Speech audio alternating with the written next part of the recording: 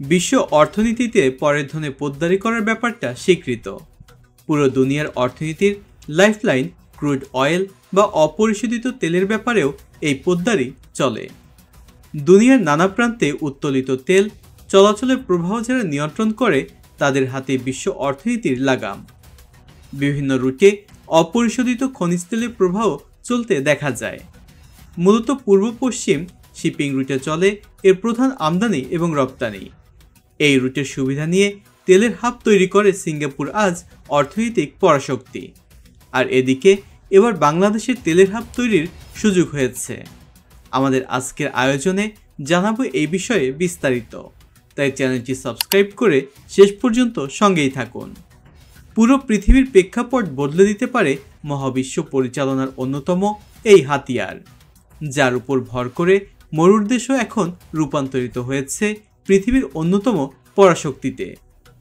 তবে এবার শুধু মরুর দেশ নয়, বদলাতে পারে বাংলাদেশের ভাগ্য। পুরো দক্ষিণ এশিয়াতে তেল রপ্তানি ও ম্যানুফ্যাকচারিংয়ের মাধ্যমে অন্যতম পরাশক্তি হয়ে উঠতে পারে আমাদের বাংলাদেশ। এই কাজে বাংলাদেশকে সাহায্যের হাত বাড়িয়ে দিতে প্রস্তুত মরুর দেশ সৌদি আরব।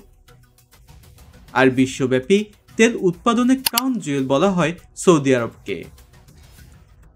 আর এদিকে বাংলাদেশকে দক্ষিণ এশিয়ার তেলের হাব হিসেবে গড়ে তুলতে চলছে তাদের নানা রকম পরিকল্পনা, যার মাধ্যমে উৎপাদনকারী হিসেবে যেমনটা লাভবান হবে সৌদি, ঠিক তেমনটাই বাংলাদেশও মুনাফা করবে মধ্যস্থকারী হিসাবে। অর্থনৈতিক চাকাতে তেলের ছোঁয়া পেলে বাংলাদেশের অর্থনীতির চাকাও ছুটে চলবে দুর্বার গতিতে। বর্তমান বিশ্বে মানচিত্রের ছোট্ট একটি দেশ আমাদের এই বাংলাদেশ। ভৌগোলিকভাবে নদী ও সমুদ্র এই ভূখণ্ডের জন্য আশীর্বাদ হিসেবে প্রমাণিত হয়েছে বহুবার। তবে হাসিনা সরকার এসব সম্ভাবনা কাজে না লাগিয়ে উন্নয়নের এক বয়ান সর্বস্ব চিত্র তুলে ধরেছে গোটা জাতির সামনে।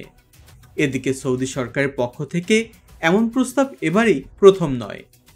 2016 থেকে 2018 সালের মধ্যে 3 বছরের মাঝে কোম্পানিটির পক্ষ থেকে তিনবার তৎকালীন বাংলাদেশ সরকারের কাছে এমন প্রস্তাব উত্থাপন করেছিল। তবে সেটিতে কোনো আগ্রহ দেখায়নি বিগত সরকার।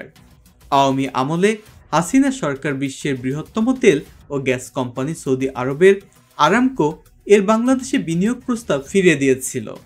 তার আরামকোর এ প্রস্তাব নাকচ করে দেয় বহুবার, যার ফলে বাংলাদেশে আর স্থাপন হয়নি এই বাণিজ্যিক কারখানাটি। সৌদি তেল কোম্পানির আরামকোই নয়, বরং এমন প্রস্তাব উত্থাপিত করেছিল দক্ষিণ কোরিয়ার টেক কোম্পানি স্যামসাংও। তবে তাদেরকেও ফিরে যেতে হয় খালি হাতে, যার ফলে স্যামসাংয়ের পক্ষ থেকে বিনিয়োগ করাও সম্ভব হয়নি।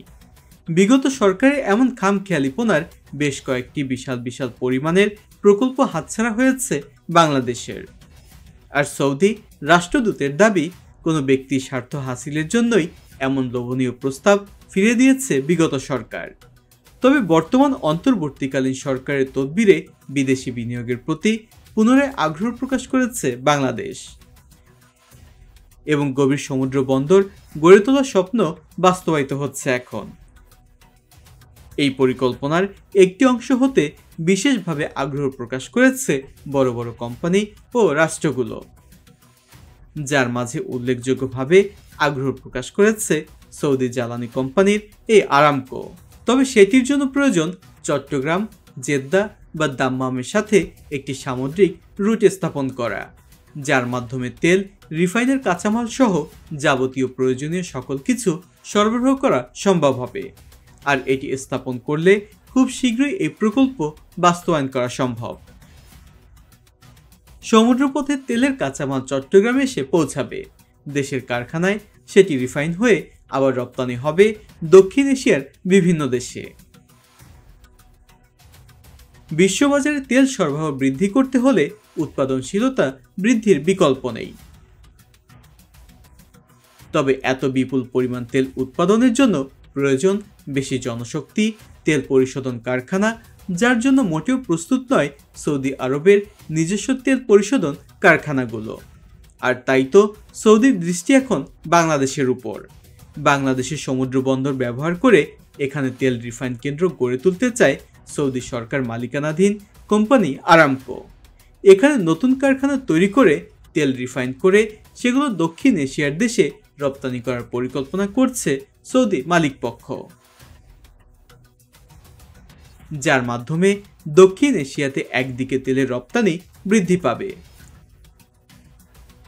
অপরদিকে তেল উৎপাদনের হার বাড়বে সৌদি সরকারের, যার মাধ্যমে লাভবান হবে সৌদি বাংলাদেশ উভয় রাষ্ট্রই। বাংলাদেশে বাড়বে নতুন নতুন কর্মসংস্থান ও স্বল্প শুল্ক আরোপের মাধ্যমে সমৃদ্ধ হবে দেশের অর্থনীতি।